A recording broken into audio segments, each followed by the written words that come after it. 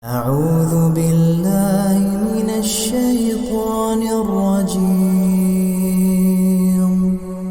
بسم الله الرحمن الرحيم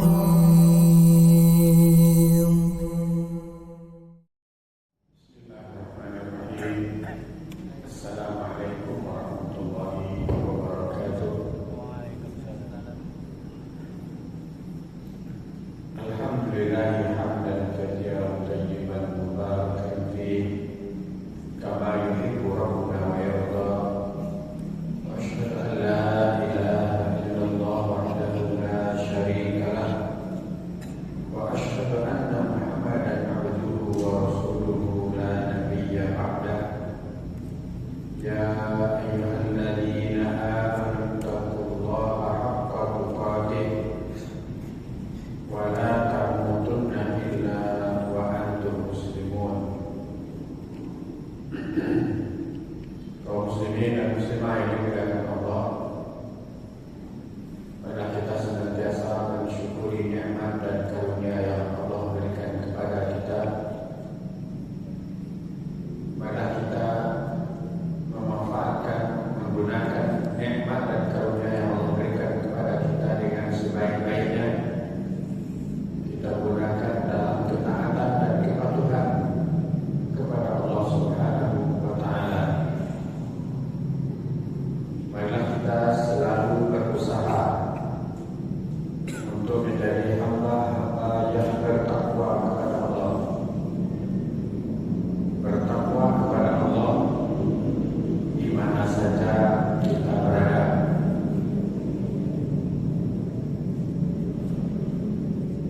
Ada sebuah kejadian, tentu ini tidak ada maksud untuk memihak pada siapapun, tapi melihat sebuah kenyataan. Beberapa hari lalu kan ada demo besar, salah satunya di Jakarta. Ada postingan di media sosial bahwa seorang polisi berpakaian seragam dan masih menyandang atau memikul atau lengket kepadanya beberapa senjata dan peluru, tapi tetap melaksanakan sholat di lokasi.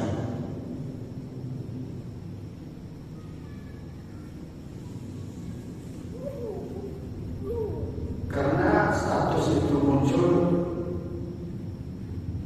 dan saya sempat melihatnya, kemudian saya mengajukan sebuah pertanyaan. Yang demo sholat nggak tuh? Ternyata setelah itu saya dimaki-maki. Saya hanya melihat unsur ketakwaan di sini, ya. Dalam situasi apapun kita hendaklah bertakwa kepada Allah, dan salah satu bukti takwa itu adalah melaksanakan sholat. Dalam keadaan serumit apapun, jangan tinggalkan sholat juga. Dalam keadaan segawat apapun, jangan tinggalkan sholat. Karena bukti utama dari seorang yang bertakwa itu mendirikan sholat. Karena begitu dalam surah Al-Baqarah, ya, di awal surah Al-Baqarah, Al-Quran ini hudan lil muttaqin. Apa semuanya? Alladzina yuqimuna as-salata wa mimma razaqnahum yunfiqun. Orang bertakwa itu disebut bagian pertamanya orang-orang yang mendirikan salat.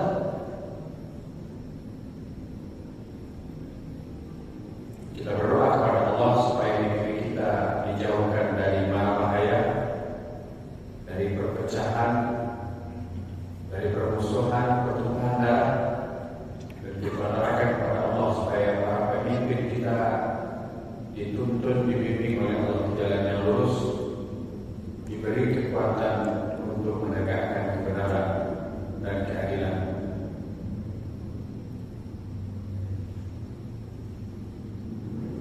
Jemaah yang dimuliakan Allah, terlepas dari pro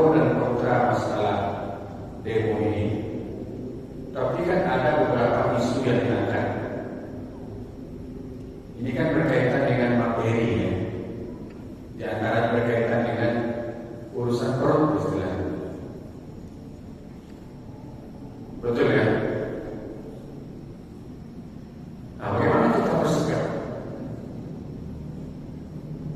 Alhamdulillah kita di Sumatera Barat, tentu termasuk di sini,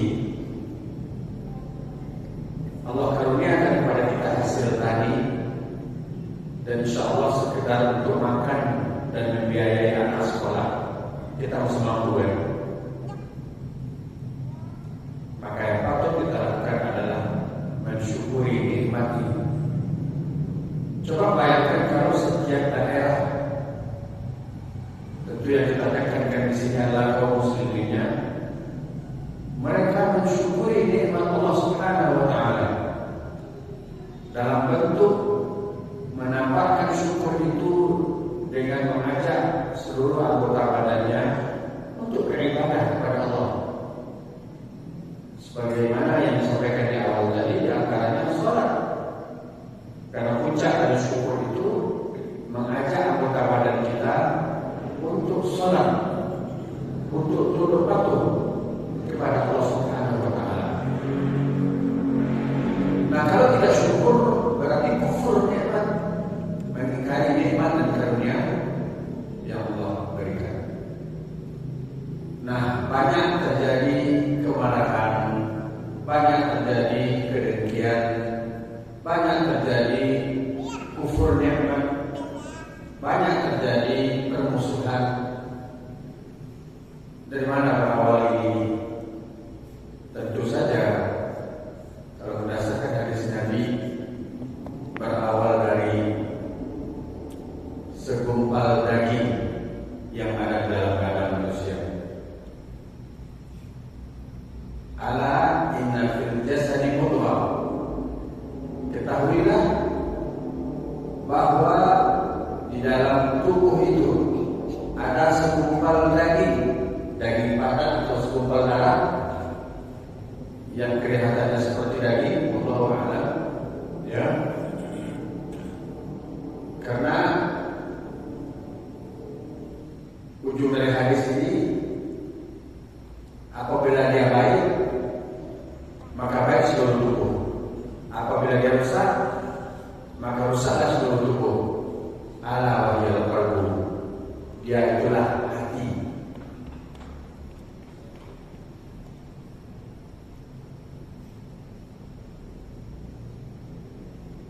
Hati yang masuk di sini adalah ternyata jantung.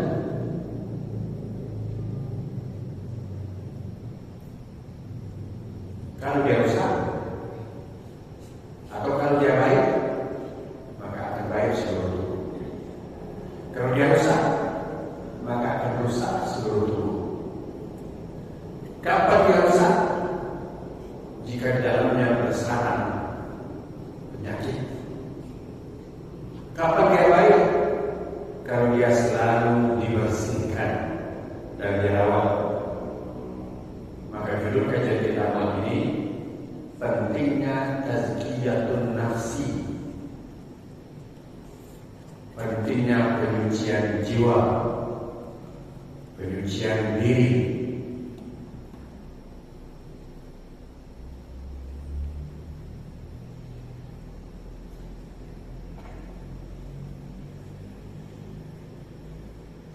Tazkiyatun nafsi itu sangat penting.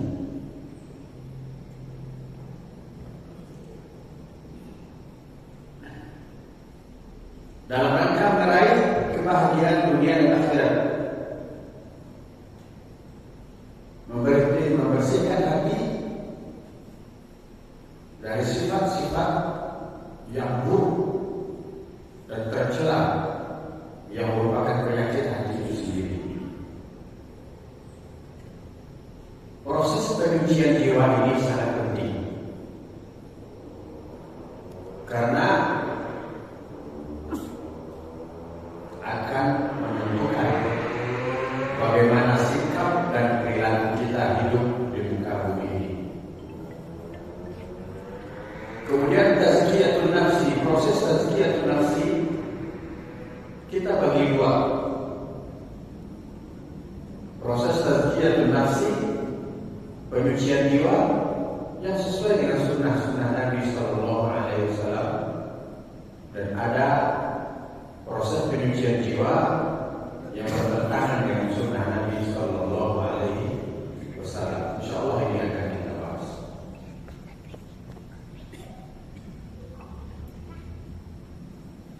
Di antara penyakit hati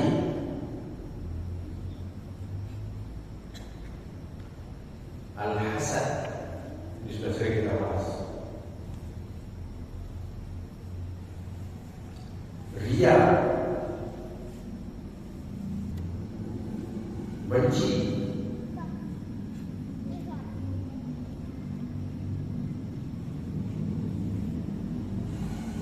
kufur nikmat,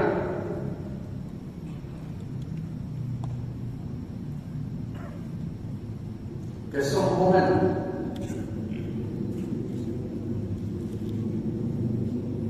dan lain sebagainya.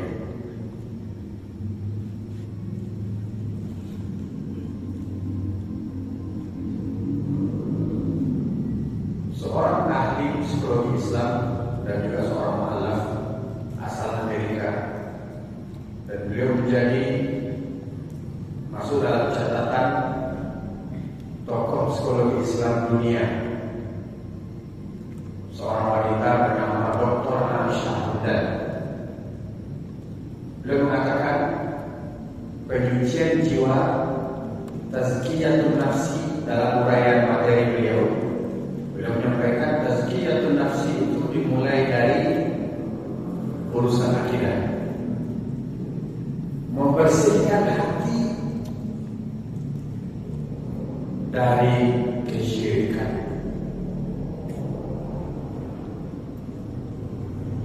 Jadi tazkiyatun nafsi itu dimulai dari masalah akidah, yakni membersihkan hati, membersihkan keyakinan dari segala bentuk kesyirikan.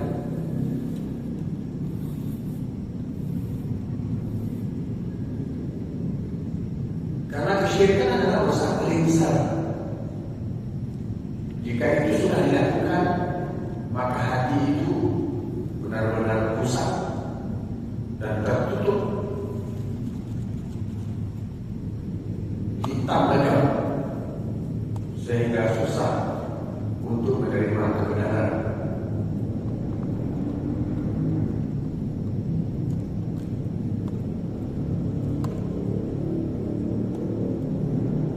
Maka tazkiyatun nafsi berdasarkan sunnah Nabi Sallallahu Alaihi Wasallam, yang pertama adalah memulainya dari urusan akidah, yakni membersihkan keyakinan dari hal-hal yang berbau kesyirikan. Ini sangat penting. Jemaah yang dimuliakan Allah. Oleh sebab itu, setiap Nabi dan Rasul Allah utus ke muka bumi ini untuk memerangi kesyirikan. Karena kesyirikan adalah bentuk perlawanan kepada Allah, bentuk pelecehan kepada Allah Subhanahu wa ta'ala. Padahal Allah yang menciptakan langit dan bumi dan segala isinya, langit dan bumi dan apa yang ada di antara keduanya. Sedikit saya singgung tentang kebesaran Allah. Suatu ketika saya ngisi kajian di suatu masjid, saya membahas menghayati, merenungi keagungan ciptaan Allah.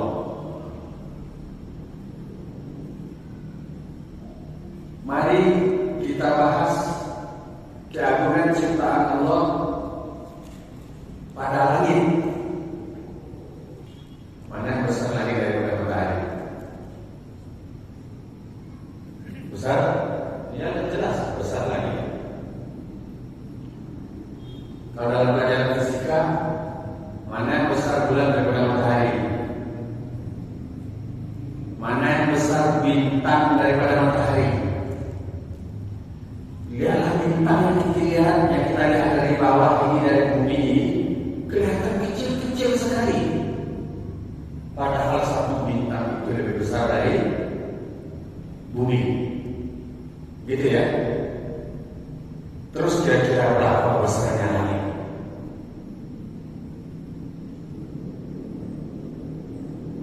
Nah, yang kita lihat ini langit pertama. Coba kita berdiri di pagi hari di samping masjid, kemudian lihat gunung Talang. Maka kelihatan tepi langit adalah di balik gunung Talang. Betul ya?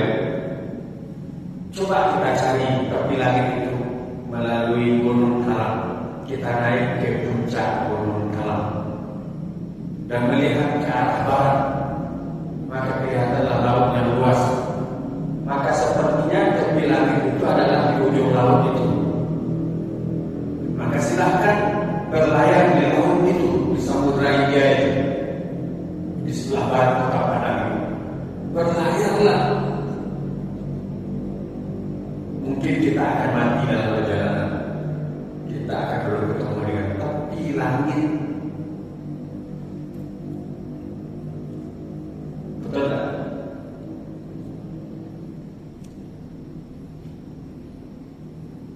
Gunung Talang ini kalau kita lihat dari dekat warnanya apa? Hijau, karena pohonnya hijau. Tapi kita lihat dari kejauhan warnanya biru. Nah, kalau ingin melihat atau mengira air itu dalam atau tidak, kalau sudah membiru berarti dalam airnya, baik danau ataupun laut. Kalau kita melihat bukit yang sangat jauh, warnanya sudah membiru, berarti jauh.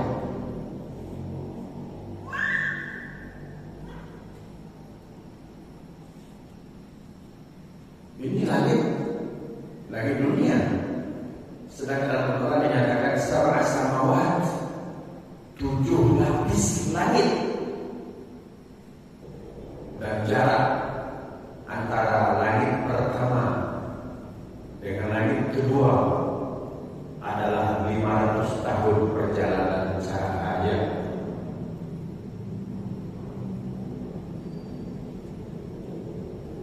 Ada yang punya senter besar. Ketika kita nyalakan senter itu, sebentar saja sampai di puncak gunung Talang. Ada yang punya senter di sini, sinarnya sampai ke puncak gunung Talang. Ada nggak sampai ya? Kalaupun ada, hanya hitung detik cahaya sampai di sini. Maka jarak dari langit pertama ke langit kedua sejauh perjalanan 500 tahun. Sejarah perjalanan 500 tahun perjalanan cahaya.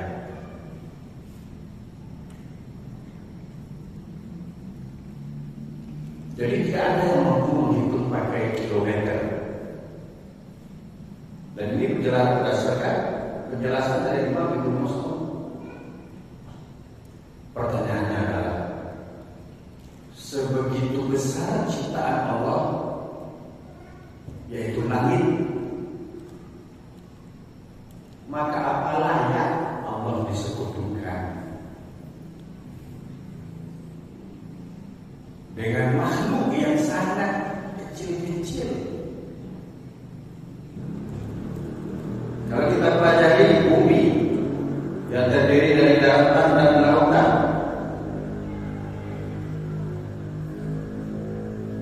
mana yang lebih luas lautan daripada daratan? Lautan. Lautan luasnya 2/3 daratan. Daratan hanya 1/3. Sebegitu luasnya laut. Dan dijelaskan dalam Al-Quran bagaimana keajaiban-keajaiban di dalam laut, di mana ombak-ombaknya lebih tinggi dan lebih panjang dari ombak di permukaan sebegitu dalamnya laut, sehingga dinyatakan dalam Al-Quran kalau seseorang mengeluarkan tangannya dalam laut itu dia tidak bisa melihat tangannya sendiri.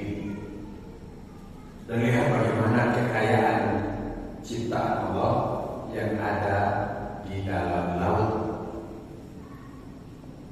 Dengan demikian, apa patut kita menyekutukan Allah dengan makhluk-makhluknya yang sangat kecil, apalagi sangat hina?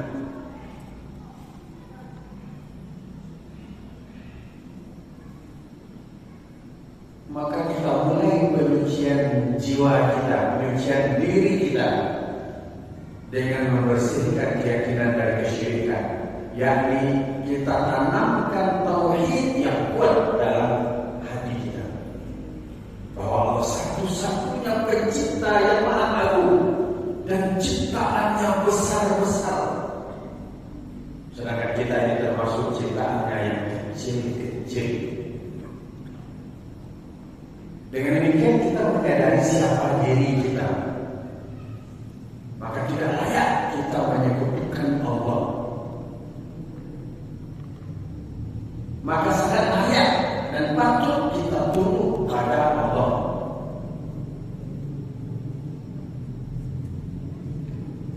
Saya masih teringat dengan sebuah kejadian.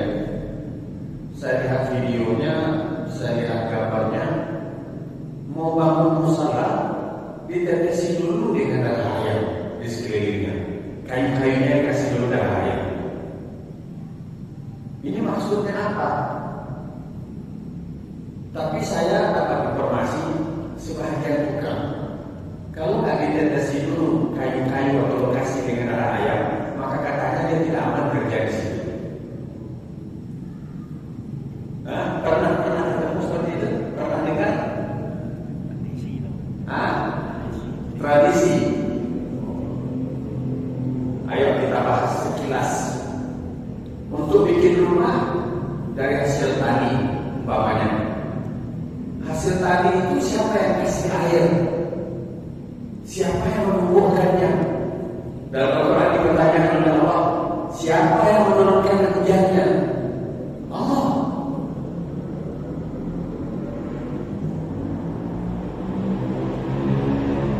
Siapa yang menumbuhkannya?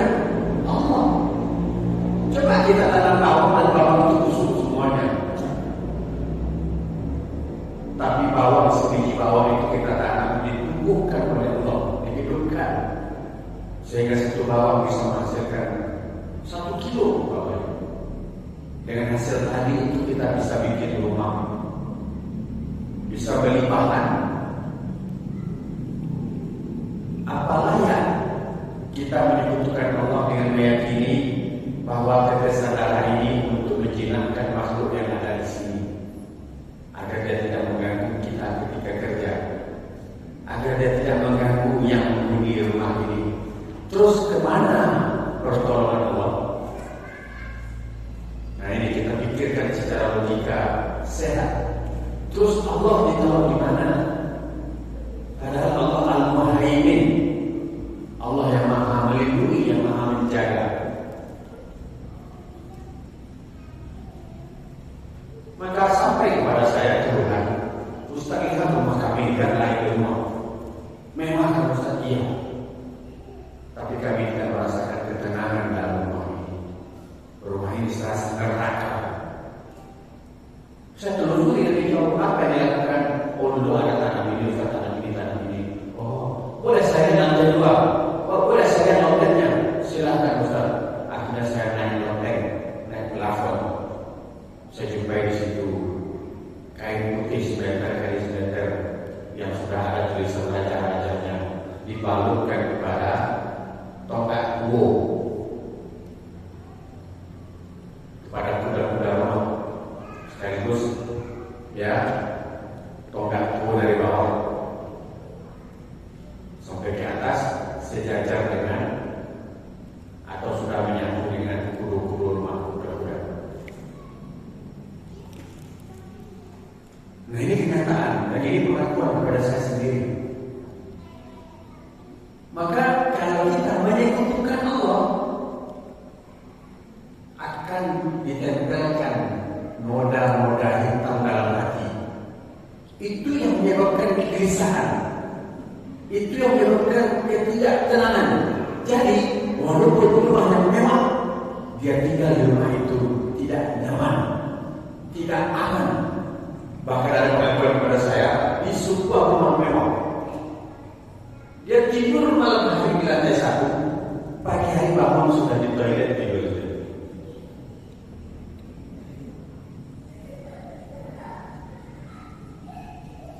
Ada juga seorang anak mengatakan, kalau saya keluar dari rumah saya dan saya pergi ke rumah kawan saya, walaupun rumahnya lantai tanah, dinding bambu, dinding balkon, dinding sana, tapi kok saya merasakan ketenangan ya Ustaz ya. Ya kembali saya cari tahu seperti tadi. Nah ini rumah waktu dibangun, dikasih ini, dikasih itu, disiram ini, disiram itu, ditanam ini, ditanam itu. Maka ini sebagai bukti, ya apa yang dikatakan oleh Dr. Aisyah tadi bahwa tazkiyatun nafsi itu dimulai dari urusan akidah, penyucian jiwa itu dimulai dari membersihkan keyakinan dari kesyirikan, yakni menyekutukan Allah. Menyekutukan Allah itu artinya apa? Menganggap bahwa ada pelindung selain Allah, menganggap bahwa ada penolong selain Allah, menganggap bahwa ada penjaga selain Allah.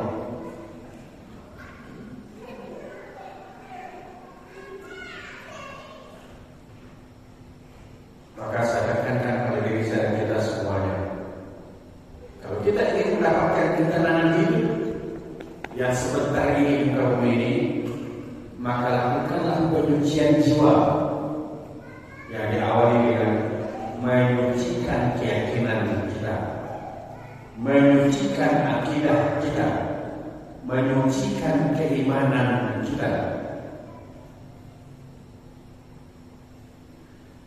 Ya mungkin di antara metodenya seperti tadi ya. Kalau kita mencuci pakaian, kan kita gosok-gosok, ya kita kasih brush atau kita masukkan ke dalam mesin cuci yang digulung oleh mesin itu dengan kuatnya.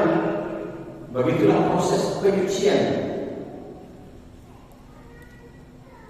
Tentu kita juga harus berusaha semaksimal mungkin melakukan proses penyucian jiwa kita dengan usaha yang sungguh-sungguh dan keras. Seandainya masyarakat kita, masyarakat Indonesia bersyukur dengan apa yang Allah kurniakan kepadanya, insya Allah dia tidak akan ngamuk-ngamuk melihat orang lain. Nah ini isu yang diangkat kemarin kan, gaji DPR 100 juta, gaji kita cuma nggak sampai 3 juta, ya udah syukuri aja 3 juta. Karena mempertanggungjawabkan yang 3 juta itu insya Allah lebih mudah daripada yang 100 juta. Nah kalau kita sudah tazkiyatun nafsi, kita mensyukuri apa yang ada untuk kita sudah cukup sudah. Seharusnya manusia Indonesia seperti itu. Syukuri saja. Oh kalau mereka istilahnya mereka mengambil merampas harta rakyat, harta penduduk dan lainnya, itu kan tanggung jawabnya berat di hadapan Allah. Hanya terpenting bagi kita sekarang secara pribadi, secara perorangan, bagaimana kita menyucikan jiwa kita. Ini bahagia dari tauhid sebetulnya, urusan rezeki. Ini tauhid al-rububiyah, bahwa cakupan dari tauhid al-rububiyah adalah beriman bahwa Allah yang memberikan rezeki kepada seorang hamba. Allah memberi rezeki, Allah yang mengatur rezeki. Maka seorang apapun yang kita terima, kita dapatkan hasil terbaik kita syukuri. Kita melakukan tazkiyatun nafsi dengan cara membersihkan keyakinan dari kesyirikan, maka hati kita akan menjadi tenang dan kita akan selamat dari perilaku buruk.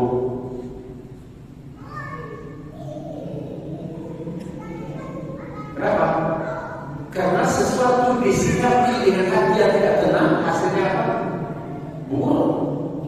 Tapi sesuatu kejadian disikapi dengan hati yang tenang, insya Allah mudaratnya kecil.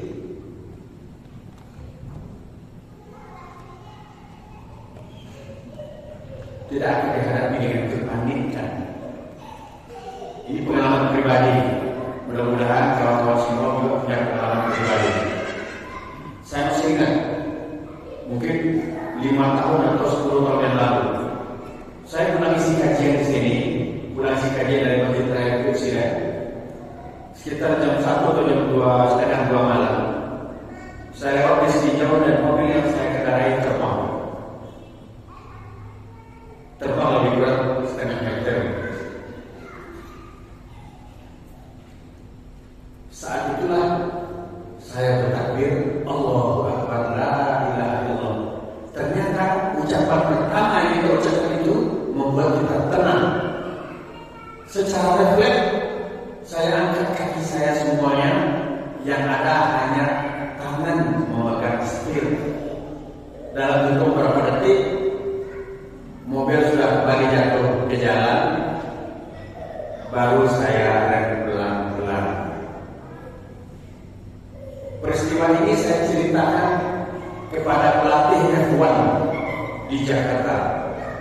Allah pertemukan saya selesai sholat dengan seseorang yang memperkenalkan dirinya, saya pelatih F1. Tahu F1? Balap. Saling cerita, Pak, saya cerita begini, Pak. Beliau menceritakan bahwa dalam F1, ya, saya juga pembalap F1 dan akhirnya pelatih F1. Ya, beliau mengatakan saya dalam putaran terakhir mobil balap saya lepas ban depannya, tapi saya tetap sampai ke finish, garis finish. Jadi kami saling berbagi cerita.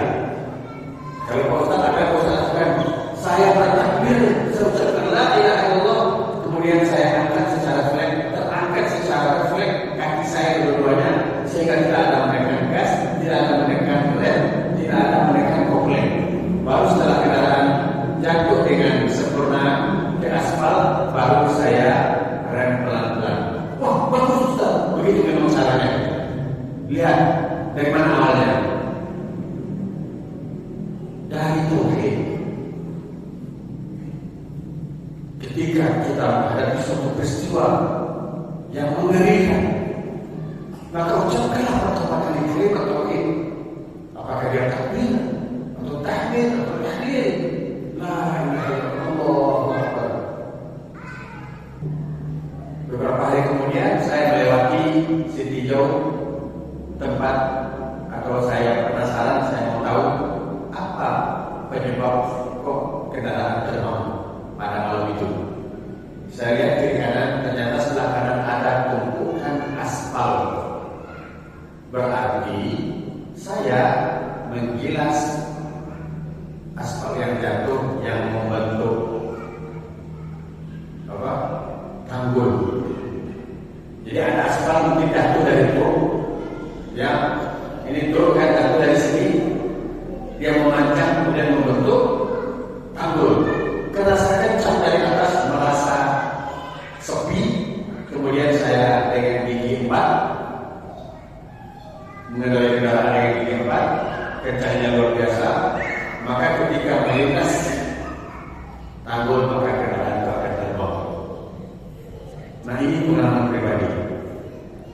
Jadi saya ingin berbagi suatu ketika kita berada dalam situasi yang menyebabkan kepanikan luar biasa, maka awalilah dengan mengingat Allah.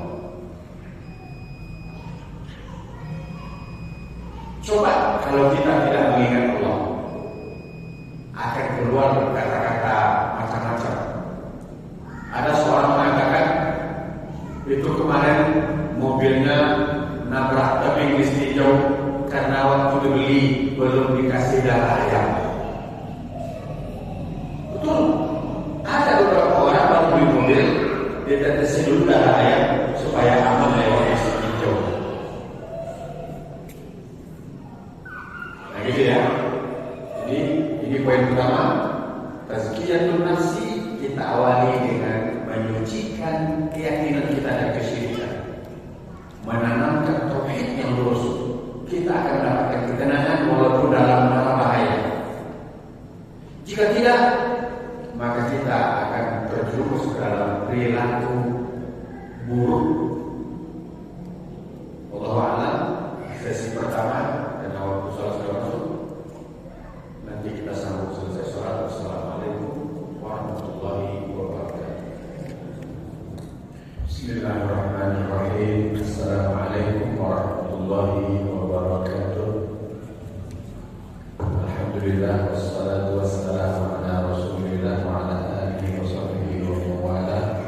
Asyhadu an la ilaha illallah wahdahu la syarika lah wa asyhadu anna Muhammadan abduhu wa rasuluhu la nabiyya ba'dah. Kita teruskan penyucian jiwa, tazkiyatun nafsi. Kita awali dengan membersihkan akidah kita dari kesyirikan. Kemudian faedahnya hati akan menjadi tenang. Kalau hati sudah menjadi tenang, maka kita akan merasakan ketenangan hidup di muka bumi ini. Kemudian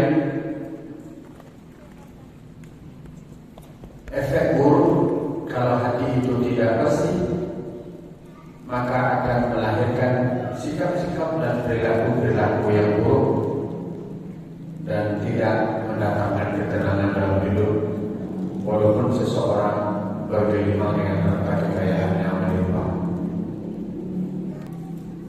Yang kedua,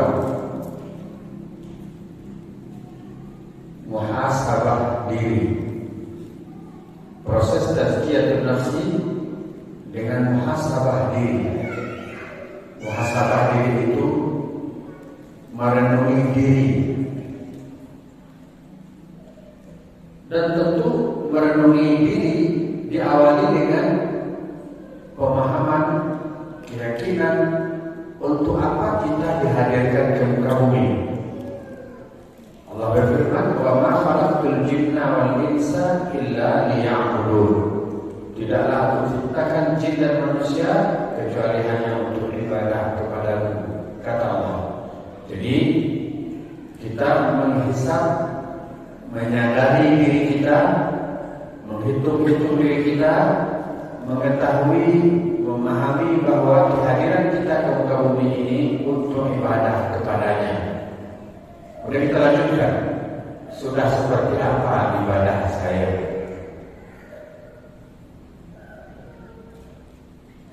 Apakah saya sungguh-sungguh beribadah dan niat yang ikhlas, atau saya lalai dalam beribadah? Apakah saya mengutamakan ibadah atau saya mengutamakan dunia sehingga menganggap ibadah ini penghalang? Sekarang sudah kurang, atau mungkin masih ada tapi tidak seperti dulu. Orang atau masyarakat menanam padi di sawah. Coba tes diri kita. Ketika sedang terbenam badannya separuh dalam lumpur sawah menanam padi, kemudian berkumandang suara azan sholat zuhur, apa yang dilakukan? Ngomel-ngomel, azan lo kerajaan sitangkor.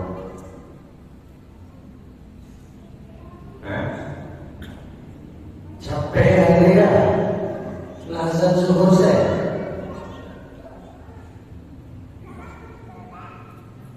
Baru saya sudut sawah tanam dulu. Habis kau sholat itu sudahan dulu. Kerjaannya nggak selesai atau belum selesai, badannya sudah letih. Kalaupun sholat dalam keadaan letih.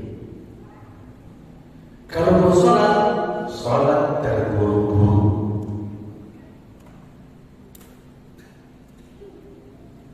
Padahal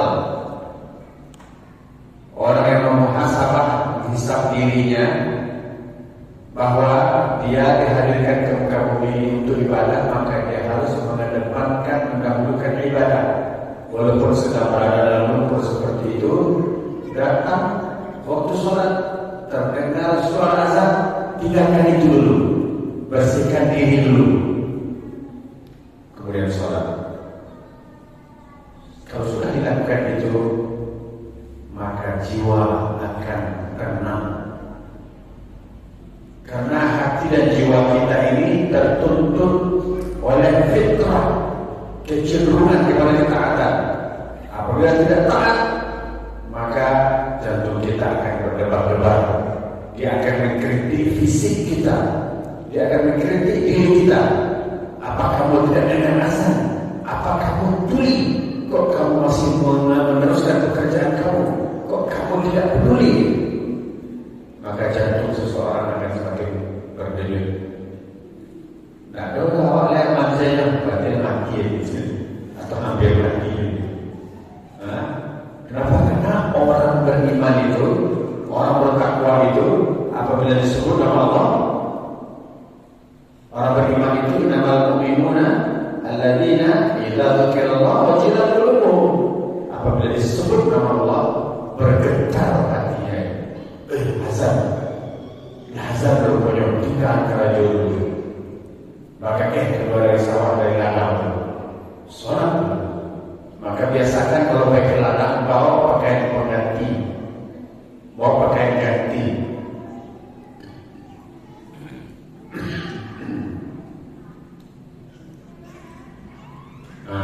Muhasabah diri, kita hitung-hitung diri kita, keyakinan saya seperti apa ini, iman saya sudah betul atau belum. Maka saya perlu cari tahu, saya perlu belajar lagi, saya perlu hadir terus di kajian-kajian agar saya paham, agar saya mengerti.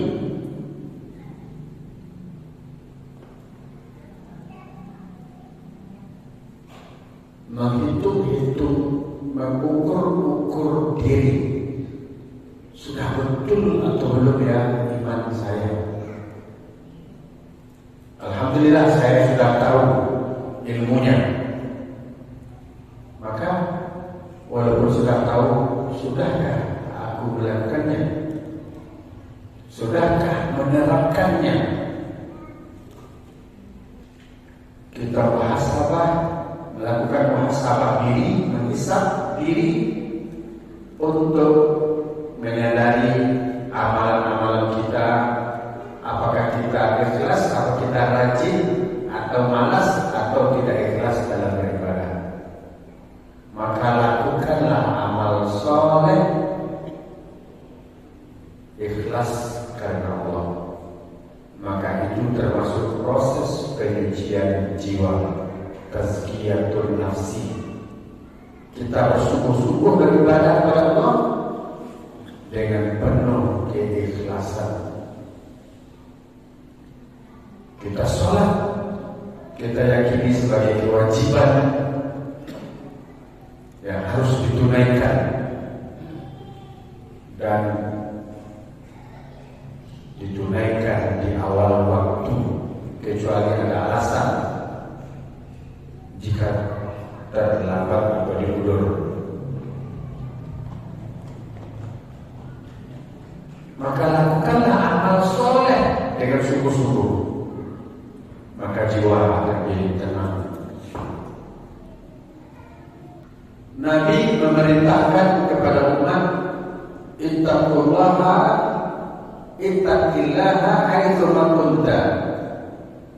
Bertakwalah kepada Allah dimanapun berada. Wa atbi'is sayyi'atil hasanat tamtuha. Dan iringi perbuatan buruk dengan kebaikan yang banyak, maka kebaikan itu akan menghapus perbuatan buruk itu. Kita tidak mungkin suci dari kesalahan, pasti kita ada salah. Bagaimana cara menyucikannya? Dengan memperbanyak amal soleh. Ketika kita sadar kita melakukan suatu kesalahan, maka cepat iringi, cepat ganti dengan amal soleh.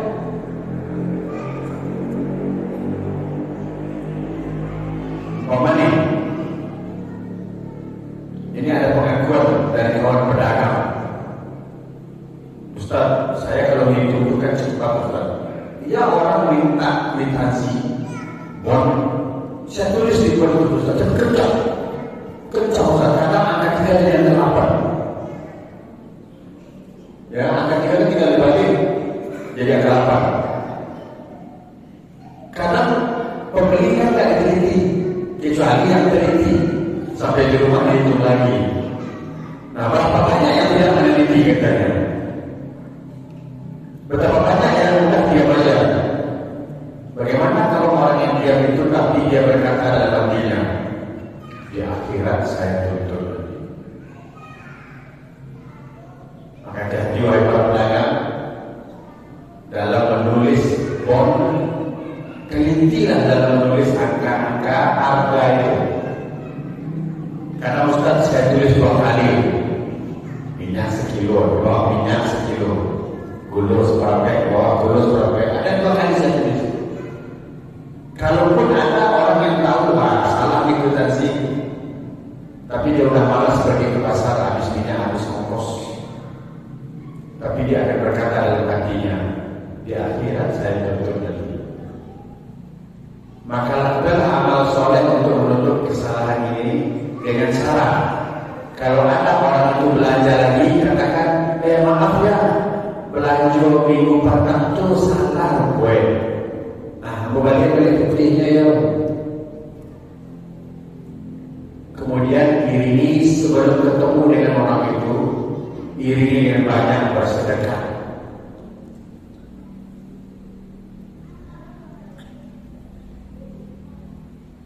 Kalau tidak, perbuatan tadi itu akan mengotori jiwa. Hati dituntut oleh fitrah, yakni kecenderungan kepada kebenaran dan kepatuhan kepada Allah. Kemudian terkotori oleh kecurangan. Maka iringi dengan amal soleh yang banyak. Kemudian kalau hak orang terambil oleh kita, tunaikan hak itu kembali. Kemudian selanjutnya proses tazkiyatun nafsi dengan mengikhlaskan niat karena Allah. Ini saya ngajak kita semua untuk menerapkan mulai hari ini.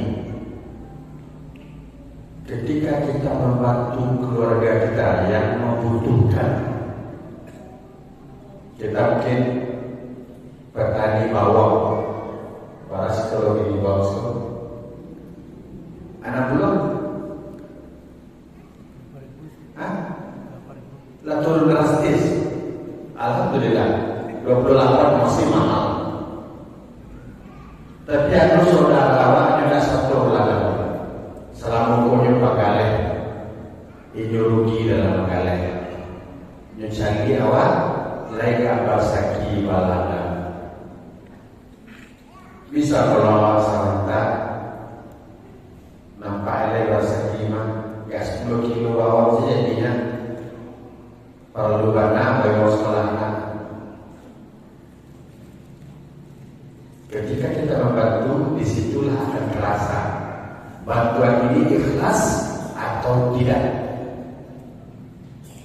10 kilo bawang, dia minta bantu 10 kilo bawang, atau sekitar 300.000 lebih kurang. Ketika itu akan terasa dalam hati kita apakah kita ikhlas atau tidak. Jadi cara mengujinya. Apalagi dia pernah bersalah pada kita. Nah, itu kata kena ada jawaban.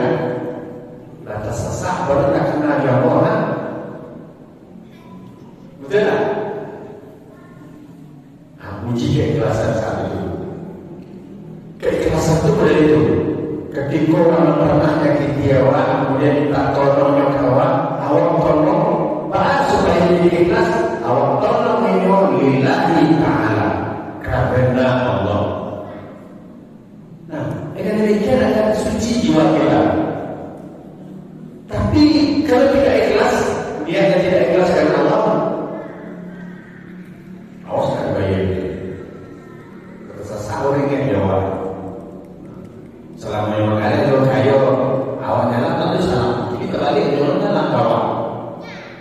runtuh sudah. Lama hati itu tanah, lama hati Rasul itu gelisah. Tidak lama Rasul maka kotor dan jiwa. Nah, cara menguji keikhlasan seperti itu. Ketika orang yang pernah menzalim nyawa kemudian dia minta tolong, kita tolong karena Allah, bukan karena siapa-siapa. Nah, itulah keikhlasan itu. Jadi proses penyucian jiwa itu memperbaiki niat. Yang diniatnya ikhlas lillahi ta'ala. Karena begini, ada orang saking gembiranya ditolong, dia lupa mengucapkan terima kasih. Mungkin lah kalau ibu minta tolong tidak baik, pas dia awal tidak baik, di ujung musawah tidak baik, langsung saja lari sekali juga saudara sekali. Saat itu pun awak akan terpuji keikhlasan awak hanya dengan kata-kata, tak terima kasih kecedo, itu rusak keikhlasan awak. Ada ayat dalam Al-Quran berbunyi, lupa nama suratnya, tapi ayatnya insyaallah hafal. Innama nut'imukum liwajhillah. Kami memberi makan kepada kalian karena Allah. La nuridu minkum jazaa'an wala syukura.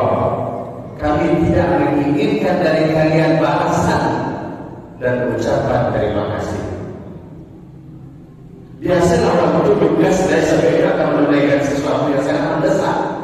Karena dia tahu ikhlas karena Allah, tidak sakit jiwa cerita orang tadi itu.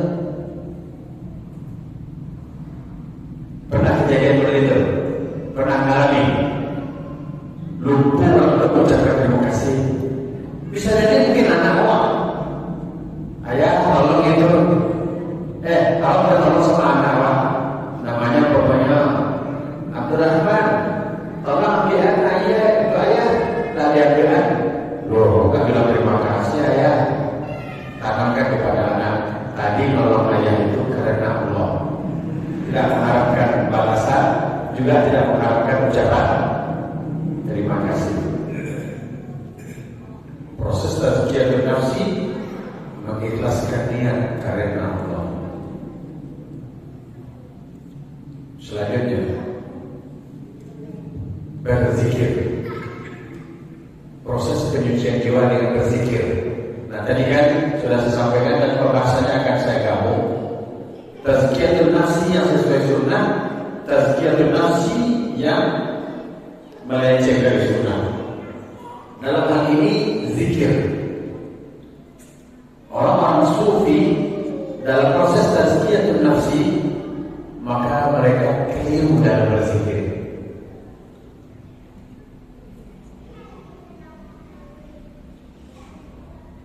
Seperti apa keliru mereka?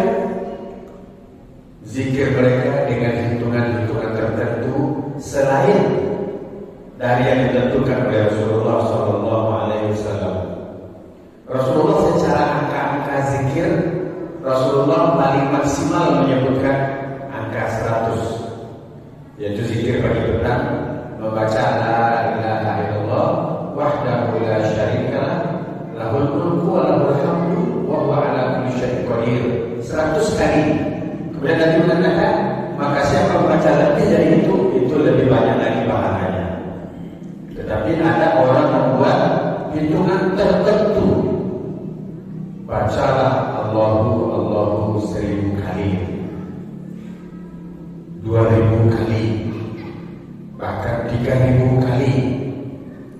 Nanti sampai pada hitungan 999 dia lupa. Berapa dia? Keliru. Ulang lagi dari satu. Akhirnya dia menyusahkan diri. Jadi dia tidak mendapatkan tazkiyatun nafsi, tapi semakin kotor jadinya. Kenapa? Karena keliru, kepleset. Maka berzikir itu zikir dengan lisan, dengan mengucapkannya. Zikir dengan hati, artinya hati yang selalu mengingat Allah.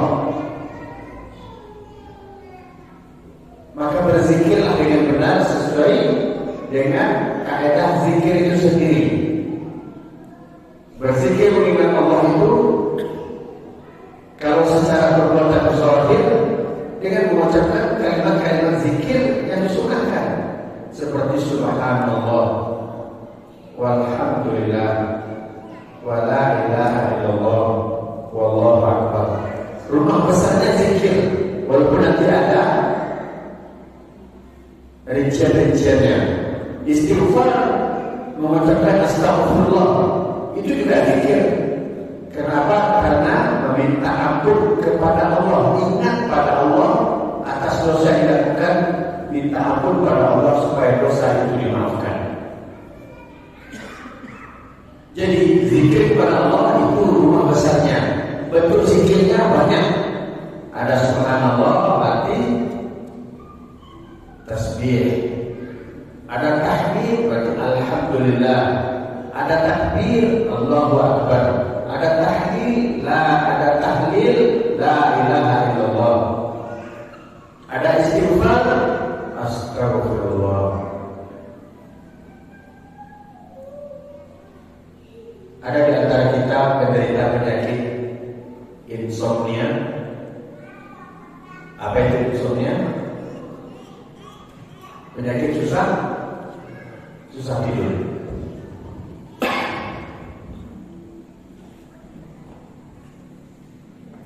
Nah, alhamdulillah tadi ditanya bagaimana kuliah Ustaz. Alhamdulillah sudah semester 3. Gak terasa saya sudah semester 3. Karya ilmiah saya di semester 1 mengatasi insomnia dengan berzikir kepada Allah. Nah, saya sendiri mempraktekkannya. Ada waktu-waktu tertentu susah tidur. Kok banyak ya, kok susah banget tuh. Maka cobalah ketika kita susah tidur, laba baring wa la kata selimut aturan mau tertentu, maka berzikirlah dengan zikir yang benar. Umpamanya baca astagfirullah sebanyak-banyaknya. Astagfirullah. Rasulullah bersih dari dosa, istighfarnya 100 kali sehari semalam. Kita banyak dosa, bisa berlipat-lipat ganda zikir istighfar kita seharusnya sebanyak-banyaknya. Anu terasa ngantuk lagi. Subhanallah, alhamdulillah, la ilaha illallah, Allahu akbar. Anu lagi. La ilaha illallah, la syarika lahu, mulku wa lahu al-hamdu wa ala kulli syai'in qadir. Sebanyak-banyaknya. Habis pula tak ada masalah untuk sholat subuh. Coba. Jadi berzikir sesuai sunnah, membaca zikir-zikir yang diajarkan melalui hadis-hadis Nabi, melalui amalan-amalan Nabi. Jangan berzikir yang menyimpang. Ia baca lafaz zikir, tapi sampai salah, jangan sampai salah dalam mengucapkannya. Maka tidak akan mendatangkan ketenangan jiwa, tidak akan berfungsi sebagai tazkiyatun nafsi, tidak akan berfungsi sebagai penyucian jiwa. Justru jiwa itu akan semakin kotor, akan semakin sakit. Ya, apalagi tujuannya proses penyucian jiwa, tapi dia justru terjerumus atau terpuruk ke dalam kesyirikan. Kenapa? Karena ada orang berzikir dengan pemahaman kalau sudah sampai pada tingkat menyatu dengan Allah, wahdatul wujud, maka kata mereka kalau aku adalah latihan-latihan kalau berzikir itu dan mulai kemarin melocek, ya mungkin berlocek dalam malam, mungkin apa jalan dan puji di malam hari kalau baca tak sadar lagi ketika bertanya mengapa itu inilah menyatu ya Allah, syirik. Jadi bukan tazkiyatun nafsi yang didapatkan, tapi tanpa mengotori jiwa kita itu sendiri. Ya, begitu besar dan pentingnya penyucian jiwa ini, maka tujuan Nabi diutus oleh Allah adalah untuk penyucian jiwa, penyucian hati. Kenapa? Karena manusia dihadirkan ke muka bumi untuk mengesahkan Allah, tapi manusia hidup di muka bumi menyekutukan untuk menyucikan keyakinan manusia agar mereka mentauhidkan Allah, tidak lagi menyebutkan Allah.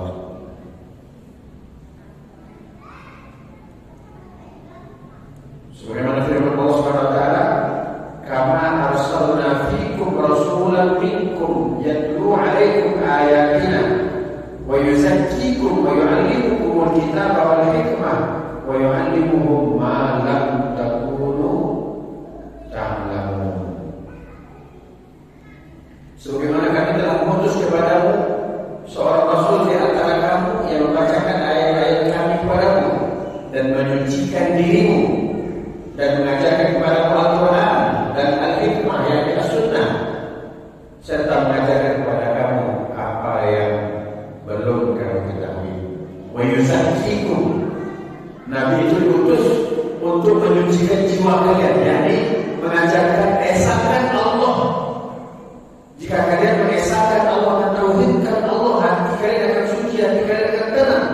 Jangan sekutukan Allah, karena kalau kalian menyekutukan Allah, hati kalian akan kotor, hati kalian akan berkarat, hati kalian akan kesat, hati kalian akan susah menerima kebenaran.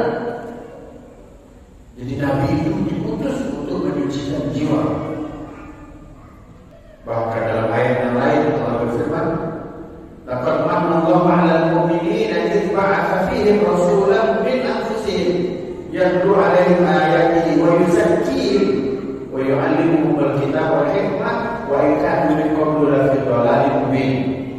Sungguh Allah telah memberikan karunia yang besar kepada orang-orang yang beriman ketika Allah mengutus kepada mereka seorang rasul dari kalangan mereka sendiri yang membacakan kepada mereka ayat-ayat Allah dan mensucikan jiwa mereka dan mengajarkan kepada mereka Al-Quran, Al-Kitab dan Al-Hikmah, As-Sunnah. Dan sesungguhnya sebelumnya mereka berada dalam kesesatan yang nyata. Ali Imran 194.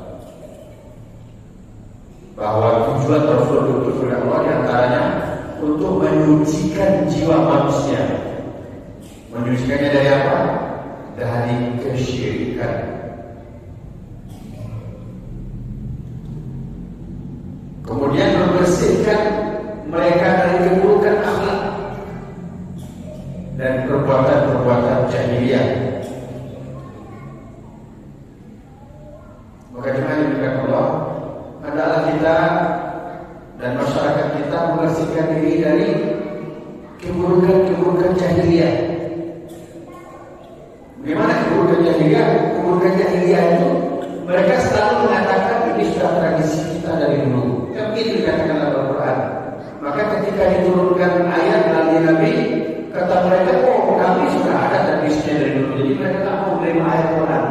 Mereka hanya menerima apa yang sudah menjadi tradisi di tengah masyarakat. Nah, penyucian jiwa itu, Nabi itu diutus untuk menyucikan jiwa mereka dari keburukan-keburukan perilaku jahiliyah yang berpatokan kepada cukuplah bagi kami apa yang telah diwariskan dari nenek moyang. Jadi artinya apa? Warisan nenek moyang bagi mereka lebih tinggi dari Al-Quran, dari firman Allah Subhanahu wa taala.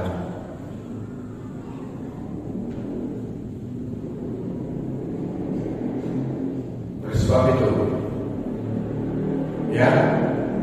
oleh sebab itu, inti dari penyucian jiwa adalah takwa. Itu dia. Sesungguhnya Allah tidak akan melihat kepada fisik kamu, kepada badan yang tegap, yang gagah, wajah yang gagah, yang cantik, tetapi Allah melihat kepada takwa kalian, kepada takwa kita. Boleh lagi mengatakan takwa hahuna, takwa itu di sini. Maka penting dibersihkan jiwa itu, penting dibersihkan hati itu, karena di situ bersarangnya ketakwaan.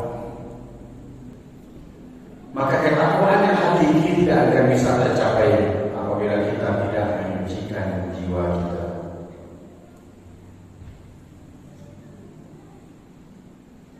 Allah berfirman, wa nafsin wa ma sawaha fa alhamaha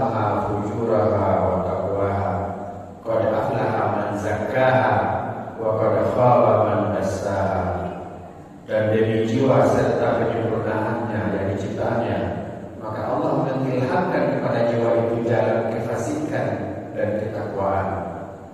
Sesungguhnya beruntunglah orang-orang yang menyucikan jiwa itu dengan ketakwaan, dan sesungguhnya merugilah orang-orang yang mengotorinya dengan kefasikan.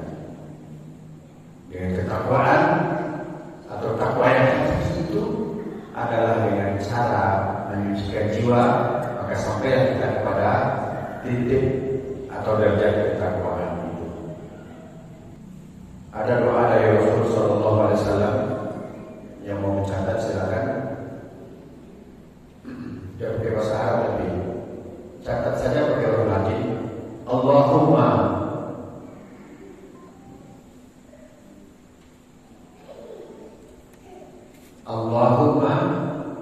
ati, hanya dua.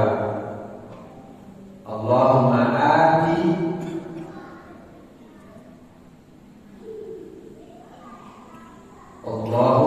ati nafsi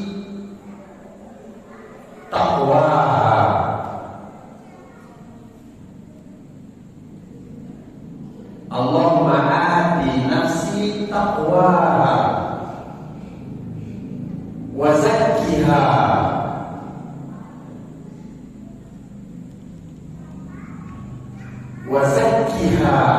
anta khairu man zakkaha, anta khairu man zakkaha.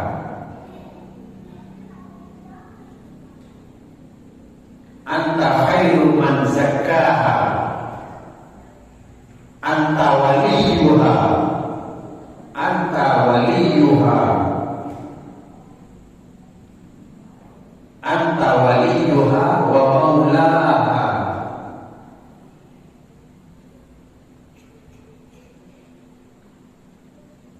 Saya ulang. Allahumma ati nafsi taqwaha wa zakkiha anta khairu man zakkaha, anta waliyuha wa maulaha.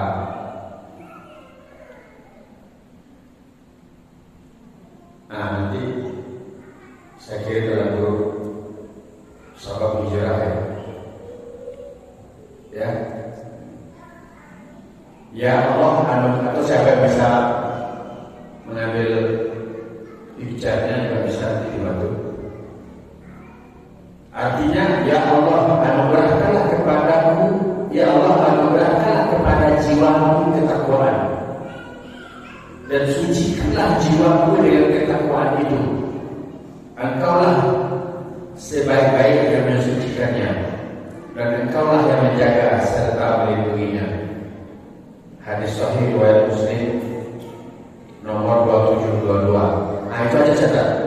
Hadis sahih riwayat Muslim nomor 2722. Nanti ketemu hadis itu screenshot, kemudian diposting. Hadis sahih Muslim nomor 2722.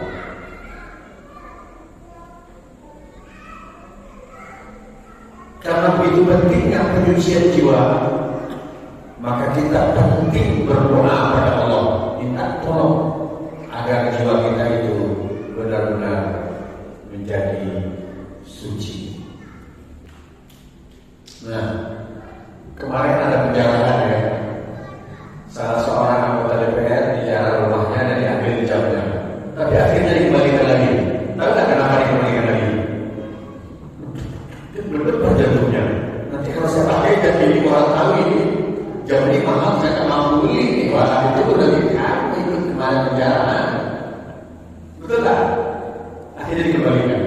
Tadi berita tadi saya baca dikembalikan. Hah? Kalau mau dijual, orang tahu mana sertifikatnya. Jam-jam mahal itu ada sertifikatnya. Nah, itulah kalau jiwa tidak suci, maka akan mengarahkan diri itu kepada keburukan. Maka hati dalam diri manusia itu ibarat raja bagi tubuh, yakni yang menguasai dan mengendalikan tubuh itu sendiri. Imam Ibnu Qayyim itu yang betul.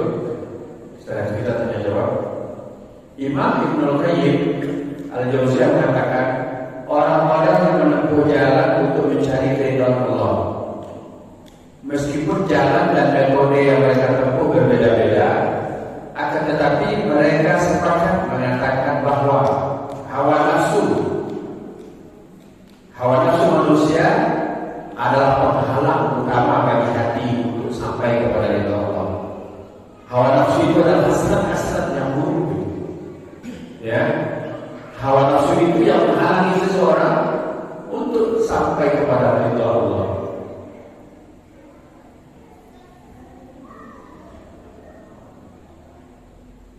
Pengusaha jiwa kan di tengah pasar, kan pasar itu di samping pasar. Sampai pasar Jumat penuh pasarnya. Kalau hati bil khutbahnya jujur dalam berdagang, ada kebanyakan pedagang karete.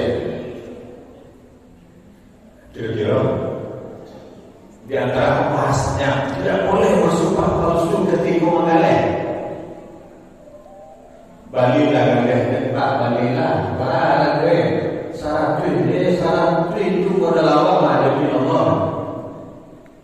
Bagus syarat tidak bisa syarat ini Allah syarat itu pada level itu. Padahal modelnya apa?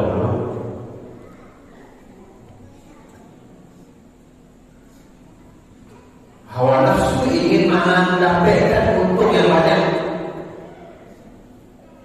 Aku cari sebuah video di Cina dan diadakan razia timbangan di pasar-pasar. Diadakan razia timbangan. Hawa nafsu mendorong seseorang untuk berbuat curang dari kemudahan berdagang melalui kecurangan timbangan. Aku mencari di pasar lagi pada pantauan mano, tapi di awal kaget dan lu bisa ditegur loh.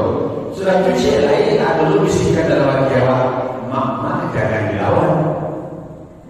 Ini nama kaya dua mama, ini berikut ya, ini mengalir aku, mengalir bawah, jangan jadi kecebuangan, walaupun dari kecil, walaupun dari kampung dalam, tapi kecurangan padang dalam perjalanan, betul tak? Kecurangan padang dalam perjalanan, sampai kira ini masuknya keluar. Lah harus sampai baku. Jadi ketika ini menimbang kancang nak ambil galem, sakancang itu dulu yang masukkan baku sampai ke dalam mangkok timbangan itu. Ketika ini kalau masukkan nak timbang tadi dalam plastik asoi, sampai itu kanan yang mengawan baku tadi. Ciri-ciri apa galem ini adalah kejentok, tapi pakai sokok sanduan itu. Rasulullah SAW dia datang cakap pasal mama. Katanya mama itu rasa kuat di muka bumi ini. Akhirnya sampai yang dalam ceramah saya, kok karena dia mampu bertobatlah, jangan curang dalam galem. Buat nak bawa buat nak mau kamu bawa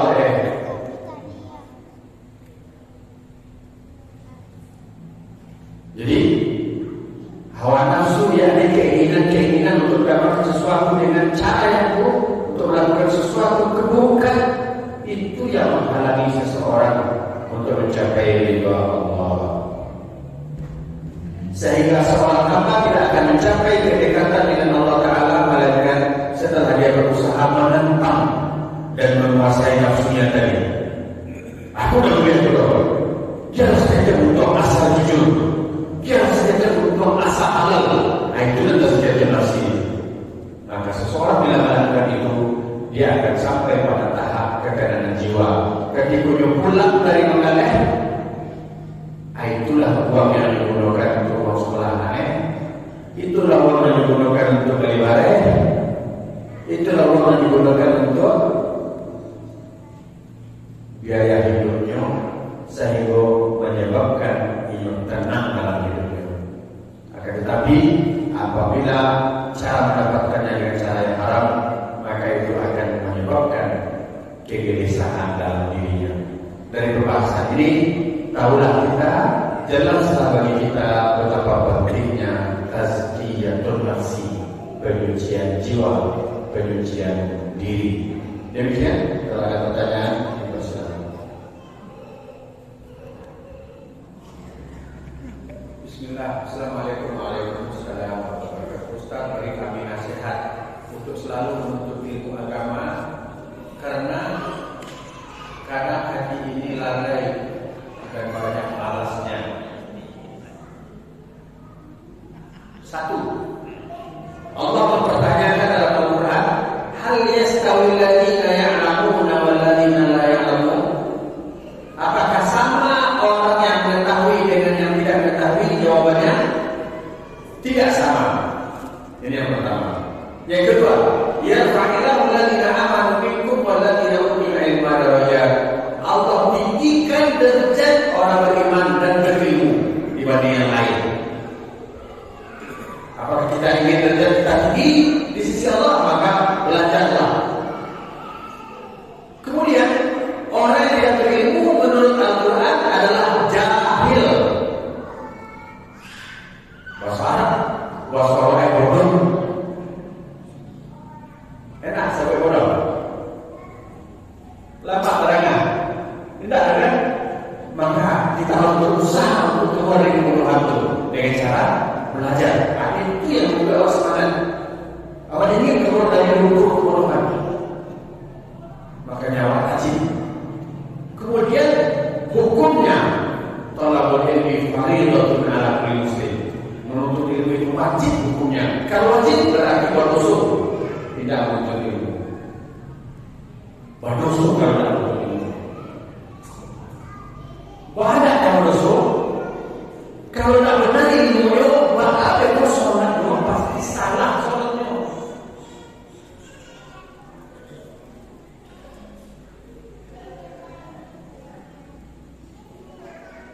Kini banyak orang pandai menguasai bahasa-bahasa asing, tapi baca sholat Ustaz kena adil boleh. Maka sehebat apapun dia dalam urusan lain, kalau dalam urusan sholat dia tidak benar, maka dia jahil dalam urusan sholat, jahil. Maka oleh sebab itu lawan rasa malas dengan mengetahui hukum menuntut ilmu. Lawan rasa malas dengan mengetahui bahwa orang yang berilmu tidak sama dengan yang tidak berilmu. Tinggi derajatnya di sisi Allah orang berilmu, bahkan rendah derajatnya di sisi Allah yang tidak berilmu. Kemudian ketahuilah bahwa menuntut ilmu tanpa batas. Nah, ini saya sampaikan ya, insya Allah ini memang untuk kebaikan. Kenapa saya kuliah lagi usia 50-an? Karena alhamdulillah ada tempat kuliah tanpa batas usia. Jadi apalagi alasan untuk tidak belajar, coba? Apalagi alasan untuk tidak menuntut ilmu? Mau kuliah kan sekarang bisa kuliah tanpa batas usia. Ya, di tempat saya kuliah bahkan ada yang umur 72 tahun masih kuliah. Jadi tidak ada alasan untuk tidak menuntut ilmu. Ya, maka lawan kemalasan itu yang mengetahui hukum-hukumnya dan mengetahui firman-firman Allah, pujian-pujian dan peringatan Allah kepada yang tidak berilmu, pujian Allah kepada orang yang berilmu. Wallahu a'lam.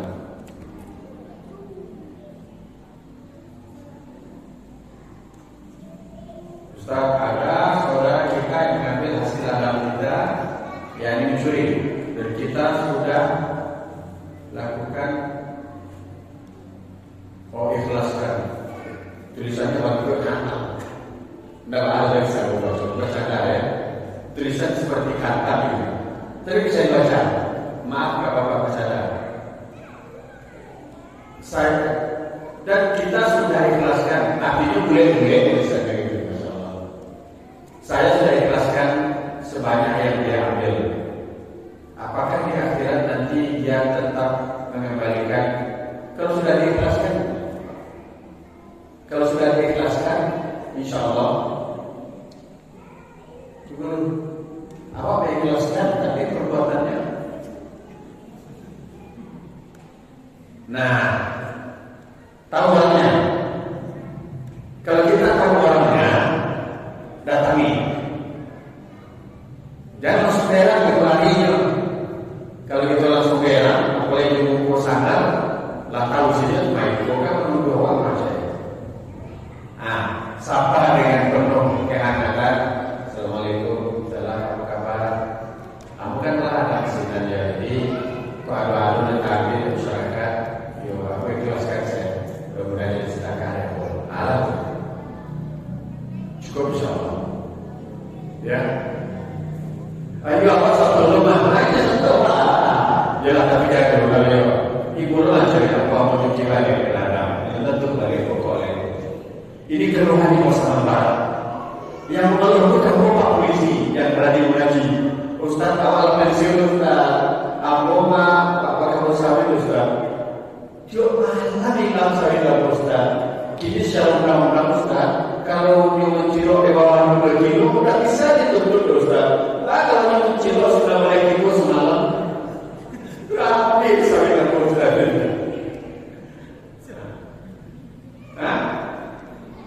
Sampai malah ini sudah mulai kilo dituntut lain ada dulu. Ada dosen. Jadi kebiasaan mencuri, jangan turunkan kebiasaan itu kepada anak cucu kita. Karena dalam psikologi kepribadian itu 50% dari orang tua, 50% dari lingkungan. Jadi jangan wariskan perilaku buruk mencuri kepada anak cucu kita. Bisa jadi begini, ketika kita tahu dia mengambil, tapi saya juga nggak yakin ya. Kalau ngambil juga di garong, ikhlasnya ngambil bawang ke garong. Baik kilo. Kalau ngambil nggak, pertanyaannya nggak disengaja. Kalau ngambil ke garong, mau sarankan pasang CCTV. Itu sudah progresif. Ya, pasang CCTV untuk laporkan supaya orang jerah. Tapi kalau ini sebuah tersesat mungkin 10 kilo dan ikhlaskan saya, terus aku di burung makan pagi awal sudah. Awak tanam jagung dimakan di burung, silakan. Berdasarkan hadis dimakan di makhluk lain tanaman awal silakan. Tapi kalau lama bawa karong, itulah profesi ya masalah CCTV.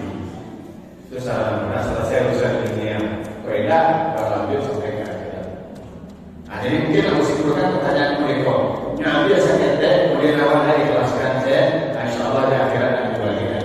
Kalau orang ambil seketek, berarti memang saat itu sangat terlalu tersesat, ya kan?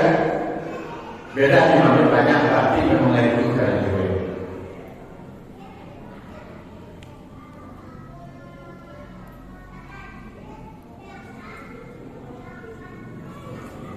Bagaimana ciri seorang terkena air? Bagaimana ciri keluarga terkena sihir? Ini kan sudah sering kita bahas. Penyakit air itu adalah penyakit yang aneh-aneh. Air beda dengan sihir ya. Air seperti ini, dia selalu merasa panas badannya. Tapi ketika diperiksa dengan alat termometer, tidak menunjukkan dia panas dan dingin. Itu kemungkinan besar dia kena air, bahas bawah air palasi. Kemudian insomnia itu termasuk air. Dalam penelitian itu susah tidur, padahal makan lembek, asuh tidur, lah setiap kali olahraga tak bisa. Lah berjalan jauh-jauh sampai pada masjid, tak tahu mengatakan betul. Ada kemungkinan lain, ya. Atau ada penyakit tidak terdeteksi oleh medis, tapi dibantu penyakit. Lah usia dokternya pulang penyakit dan sembuh. Itu termasuk main. Kalau sihir nampak kata-katanya. Bangunnya sihir penyakit itu bisa bedakan ya. Sihir penyakit bangunnya dalam bahasa Jawa dikurang ya. Kalau bahasa kami kalau dikurang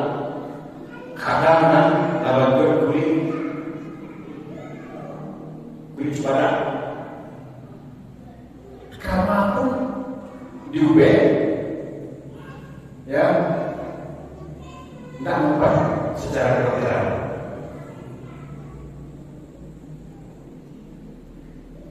Tapi ketika orang itu diruqyah, hilang penyakit kedal tadi.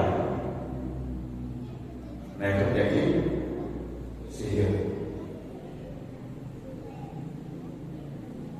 Kemudian orang yang hidupnya harmonis, keluarga yang hidupnya harmonis, pagi tadi masih gagal saya sanjo, lalu cakap kadang saya, lalu sampai kali si istrinya minta cerai.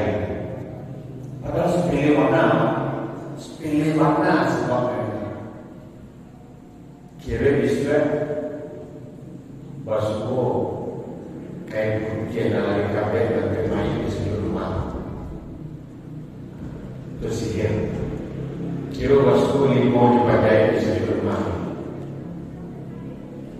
Itu ciri-ciri sihir. Atau di malam hari orang bercakap tadi, mimpi bercakap diulang, bukan diulang, patok diulang, dan lain-lain.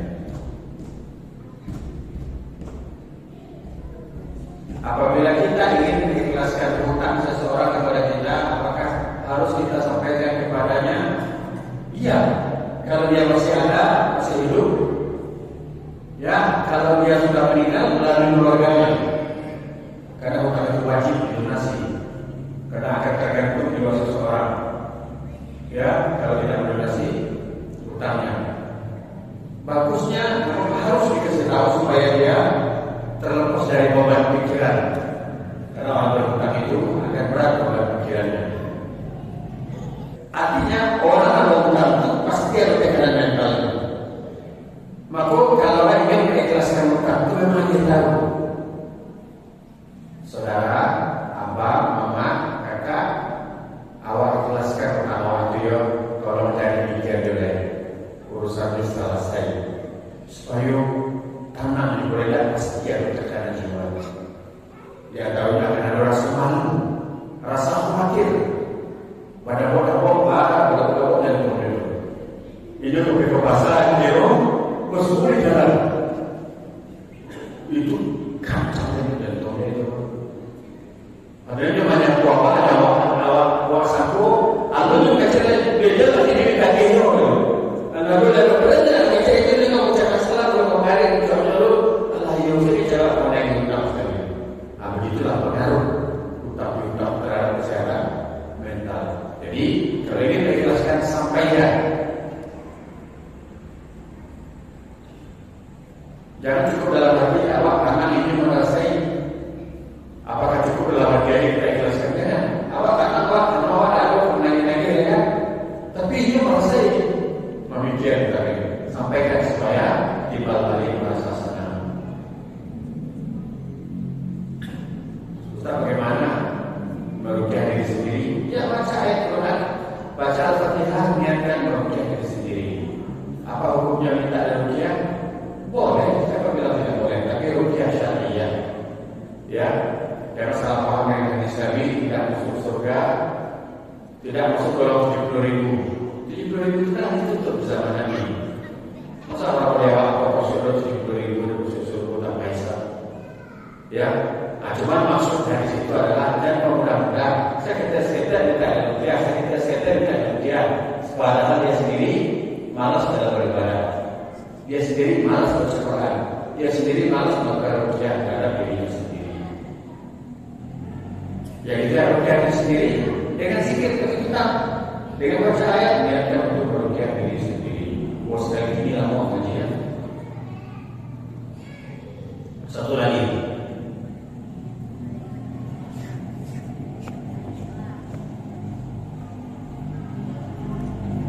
Berdosakah ketika kita di sawah atau ladang kita berikan azan tapi tidak menghadiri sholat berjamaah di masjid? Masuk ke dalam dosa lalai sholat. Kalau di sholat di sini tetap sah tapi tidak mendapatkan pahala sholat berjamaah. Sholatnya tetap sah, pahalanya seketek. Sholat sah, pahala seketek.